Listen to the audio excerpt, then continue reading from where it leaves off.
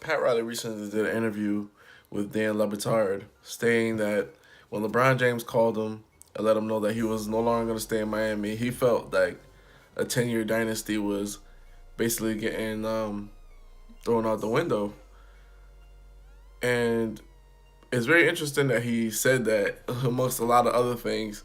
One of the things he said is he had no rancor for LeBron, and Dan Lebitard had to stop him right there because he said at the time you were really mad at LeBron. He was just like, yeah, it was an instantaneous anger or whatever, the instantaneous insanity or whatever the case, because you're really angry about the call.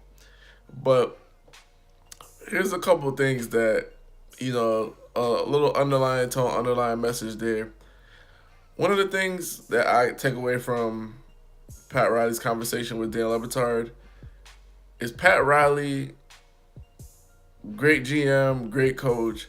I think he was delusional about the situation a little bit.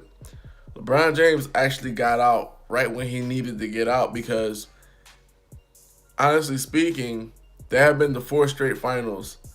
Their health and their age would tell you that most likely they're not going to make it to a fifth straight. The finals that they did win, they dominated OKC, but they barely beat San Antonio.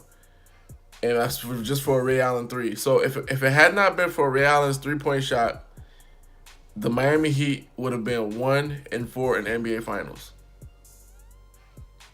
2-2 is not bad. That's fine. I think that's good, but that doesn't really categorize you as a dynasty because they had competition. Like Indiana gave them some comp at that time, and Indiana was building because you got to remember it was Lance Stevenson, Paul George, David West, Roy Hibbert. They had some guys. It's just they kept faltering. That next year, it would have been the most difficult year for them to make the NBA Finals with Dwayne Wade, who's aging, who had to get his knee drained in the finals and all this other stuff. Chris Bosh, who eventually would have turned out to have, the clotting issue. So there were some underlying issues for Pat Riley to say that he would have had a 10-year dynasty because Wade was deteriorating here and there year by year. Another thing that I took away from the conversation that he had with Dan Lebitard is that Pat Riley, that conversation that took place fueled so many events. It fueled Dwayne Wade leaving Miami. It fueled LeBron James to win a championship. What he doesn't tell you in the interview and when he's speaking with Dan Lebitard, he told LeBron James, if you do this, you will be making a big mistake and you will never win in Cleveland. He told him that. Straight up. A lot of people don't know this. He straight up told him, if you do this, this will be the biggest mistake of your career and you will not win. That fueled LeBron James to have some of the best finals in his career that he's ever had, including the 2015 one when Love and Kyrie went down. They were up 2-1. They could have won that finals. And 2016 when they came back from a 3-1 deficit. So Pat Riley orchestrated something huge in terms of motivation for LeBron James. But this is one of the rare occasions, or one of the few occasions you could say where a player was absolutely right to really take his career into his own destiny, because if LeBron would have stayed there, they would have just kept bringing in veterans. The league would have caught up to them a little bit more. LeBron James would have to do a whole heck of a lot more without a Robin to him being Batman. Dwayne Wade was injured all the time. So to me, Pat Riley was definitely delusional about the circumstance of which the team was. Ray Allen, he couldn't defend anybody anymore. He could still shoot, but he really couldn't defend. Teams were taking advantage of that. Wade would be in and out of the lineup during the playoffs. Chris Bosh eventually would have found out he had health issues. So a 10-year dynasty, how many times they went to the finals? I don't think so. If you look at Cleveland, to me, the reason why they went to the finals 4 straight years, because LeBron James had help in terms of Kyrie Irving and Kevin Love in their youth.